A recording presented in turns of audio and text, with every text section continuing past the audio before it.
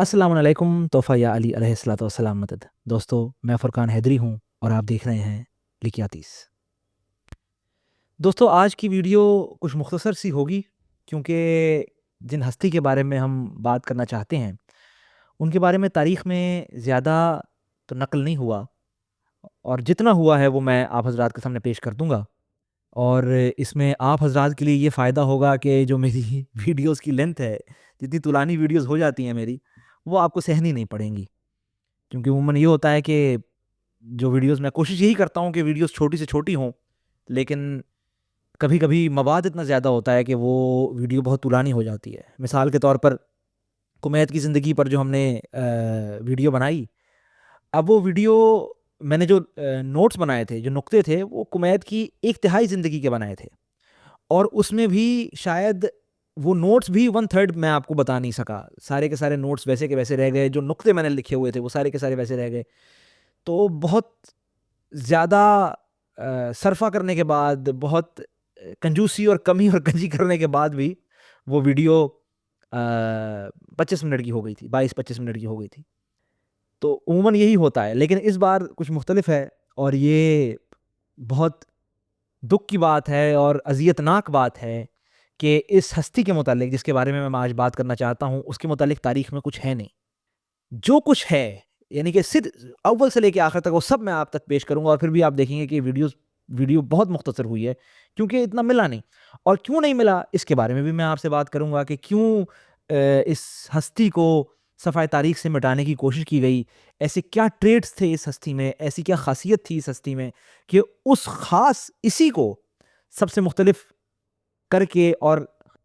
کوشش کی گئی کہ یہ بالکل اس کا نام تاریخ سے ہٹ جائے۔ دوستو، میں نے جب یہ ویڈیوز اور یہ سیریز بنانے کا ارادہ کیا تھا، تو ظاہر ہے جیسے میں نے آپ کو پہلے بھی کہا ہے کہ میرے پاس آئیڈیاز تو بہت سارے ہیں جو میں کرنا چاہتا ہوں، لیکن سب سے پہلے میں نے یہ آغاز کیا اس بات کا، اس سیریز کا، شاعری اور اہل بیت۔ اور کچھ شعراء کے متعلق میں جانتا تھا، کچھ شعراء کے متعلق میں نے پڑھ رکھا تھا، کچھ شعراء کے متعلق مجھے تھوڑی بہت انفارمیشن تھی، اور باقی میں تحقیق کی۔ لیکن جب میں باقاعدگی کے ساتھ اس کنویں میں غرق ہوا، اس کنویں میں داخل ہوا، تو مجھے یہ اندازہ ہوا کہ یہاں پر تو بھائی بہت عجیب معاملہ ہے کہ ہر ہستی ایک سے بڑھ کر ایک ہے۔ اسی لیے آپ دیکھتے ہوں گے کہ جب میں ویڈیو بناتا ہوں میں کہتا ہوں یہ ہستی کا بہت کمال ہے، اس ہستی کا بہت بڑا کمال ہے،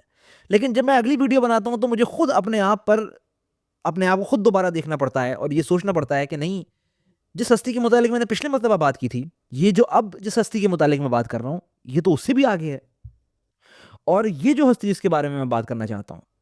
اس کے بارے میں تو مجھے بالآخر کہنا پڑ گیا کہ ان چیزیں دیگریست، یہ کچھ اور ہی معاملہ ہے، یہ بالکل تمام شاعروں سے ایک الگ معاملہ چلتا رہا ہے۔ اور وہ ہستی ہیں ابو محمد سفیان بن مصعب عبدی کوفی۔ دوستو، عبدی کو بہت چالاکی کے ساتھ اور بہت دانش مندی کے ساتھ صفحہ تاریخ سے ہٹا دیا گیا۔ عبدی کا جو کچھ بھی مواد ہمیں ملتا ہے وہ ہماری کتابوں سے، رجال کشی سے، رجال توسی سے، کامل الزیارات وغیرہ سے ملتا ہے، لیکن ابن حجر اسقلانی نے ایک آدھ جگہ پر، ابن کثیر نے ایک آدھ جگہ پر بہت رینڈملی عبدی کا ذکر کیا اور آگے بڑھ گئے۔ اب یہ سوچنے والی بات ہے کہ کیوں ایسا کیا گیا، کیوں عبدی کو اس نہج پر اس کی ذات کو پہنچا دیا گیا کہ اسے صفحہ ہستی سے مٹا دیا جائے، اس کے نام کو تاریخ سے مٹا دیا جائے، وہ میں آپ کو آگے چل کر بتاتا ہوں۔ دوستو، دراصل عبدی یعنی ابو محمد سفیان بن مصعب عبدی کوفی پہلا تبرے کا شاعر تھا،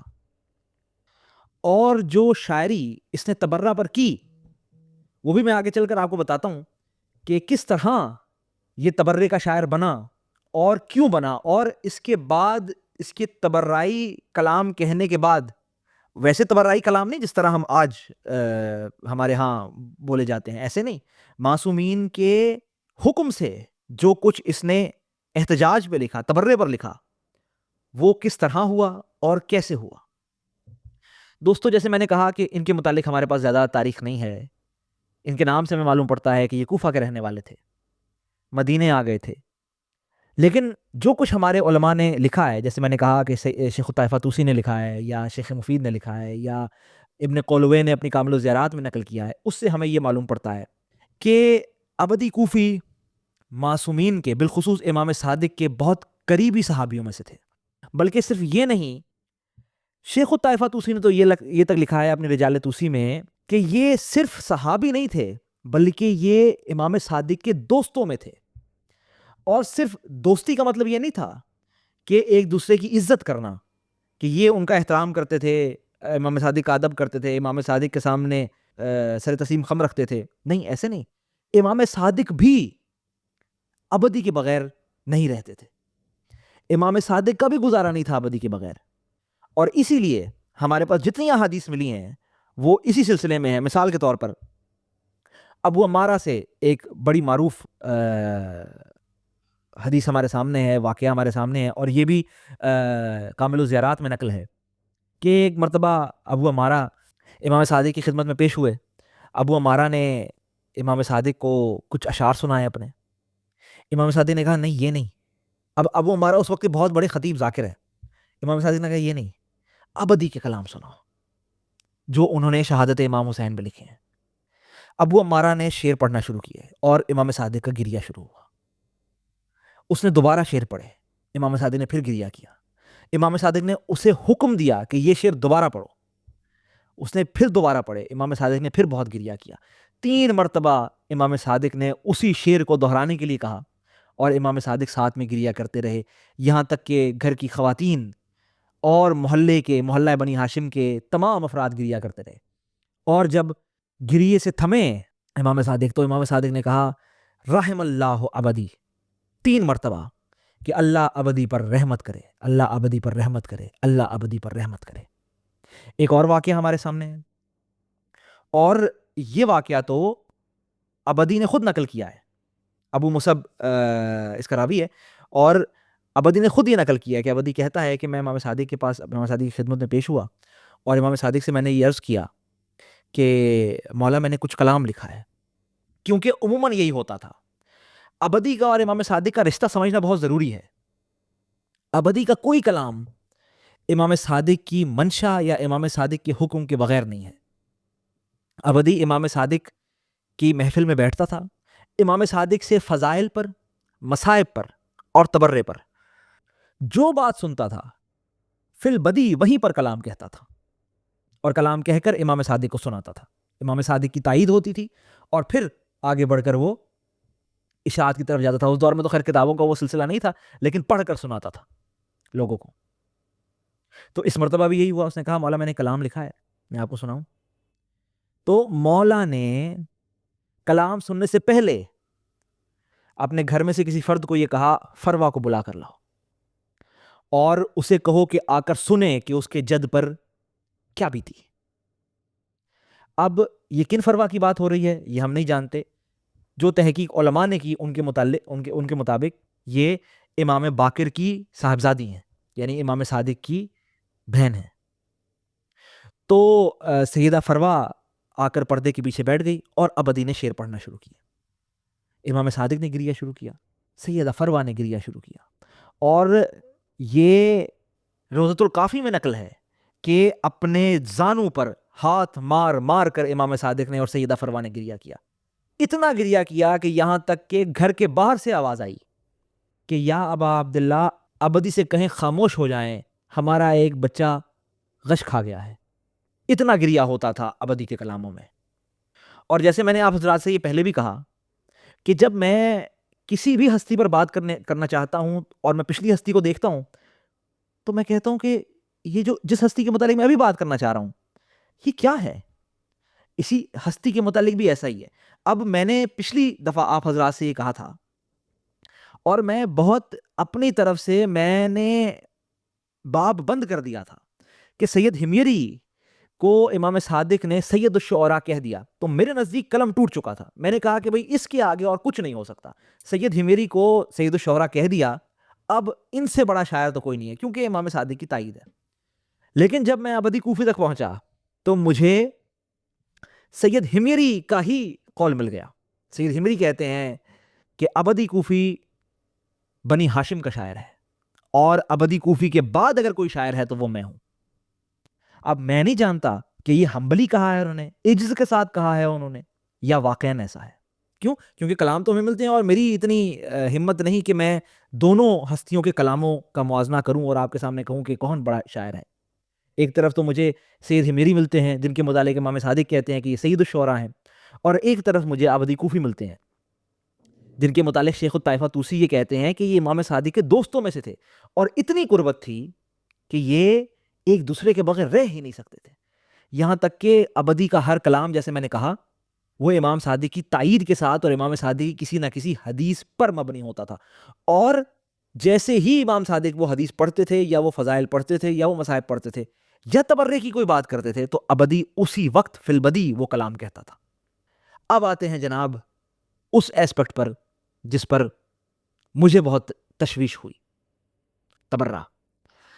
دوستو، ہمارے مکتب کو جاننے والے، ہماری کتابوں کو جاننے والے یہ جانتے ہیں کہ تبرہ پر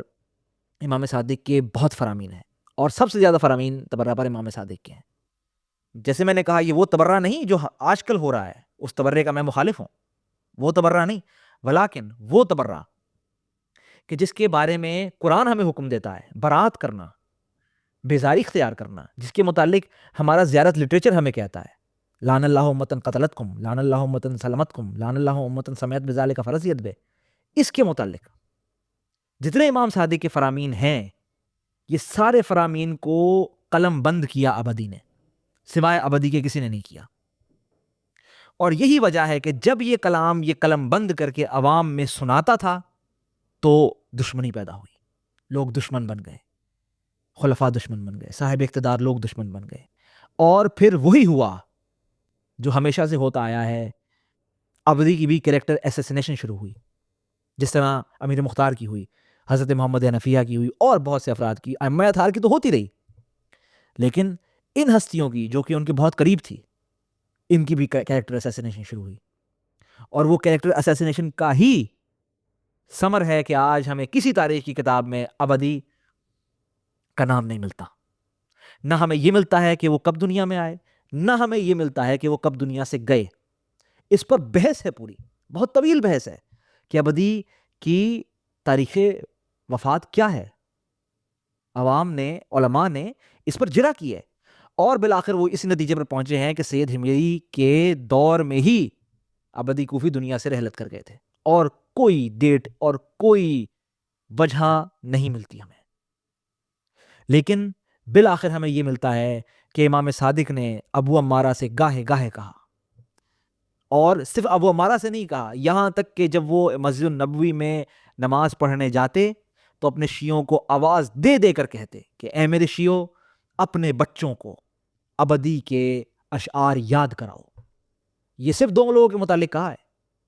کمیت کے متعلق اور عبدی کے متعلق، اور ہم جانتے ہیں کہ ان دونوں کے متعلق کیوں کہا ہے، ہم سمجھ سکتے ہیں کہ ان دونوں کے متعلق کیوں کہا ہے۔ جن کے متعلق امام صادق یہ کہیں کہ اپنے بچوں کو، اے میرے شیعوں، اپنے بچوں کو ان کے کلام رٹوایا کرو، یاد کروایا کرو، ان کا نام ہمیں تاریخ کی کسی کتاب میں نہیں ملتا۔ یہ بے حد افسوس کی بات ہے، اور آگے آنے والے ویڈیوز میں آپ یہ بھی دیکھیں گے کہ کئی ایسے شعراء ہیں جن کا نام صرف اور صرف مکتب تشیع میں موجود ہے، اسی لیے محفوظ ہے، ورنہ اگر صنف مخالف کے بس میں ہوتا تو ان کا نام کبھی باقی نہ رہتا، جیسے کمیت ہے یا فرزدق ہے، ان کے بغیر تو صنف مخالف کا بھی گزارا نہیں تھا نا، کیونکہ اولاً تو ان کے قصائد صنف مخالف پر بھی ہیں، دوسری بات یہ کہ ان کا جو کام ہے وہ اتنا مضبوط ہے عربی ادب کو لے کر کہ ان کو صرف نظر نہیں کیا جا سکتا، لیکن جن کو وہ صرف نظر کر سکتے تھے، یا وہ لوگ جو ان کے سر پر سوار ہو گئے تھے، جس طرح عبدی تھا اپنے تبرے کی وجہ سے، انہوں نے ان کا نام اپنی تاریخ سے مٹا دیا۔ صرف کچھ ہی کلام بچا ہے عبدی کا، اور یہ وہی کلام ہے جو احادیث میں شامل ہے، جو معصومین کی نریشنز میں شامل ہے، کہ معصومین سے عبدی کے کیا کلمات ہیں، ان کی کیا گفتگو ہے، اس کے بعد عبدی نے کیا اشعار اسی حدیث پر کہے ہیں، بس یہی ہے ہمارے پاس، یا مصائب کے کچھ اشعار ہیں، اس کے علاوہ اور کچھ نہیں ملتا ہمیں۔ یہ ہمارے لیے کرب کا مقام ہے۔ وَتُعِزُّ مَن تَشَاءُ وَتُذِلُّ مَن تَشَاءُ، جس کو مولا نے محفوظ کر لیا، اپنے کلاموں میں محفوظ کر لیا، اسے تاریخ دان جتنا بھی کوشش کریں مٹا نہیں سکتے۔ اور یہ تھی آج کی ویڈیو، لائک شیئر اور سبسکرائب کیجیے. میں ہوں فرقان حیدری اور آپ دیکھ رہے ہیں لکھی حدیث.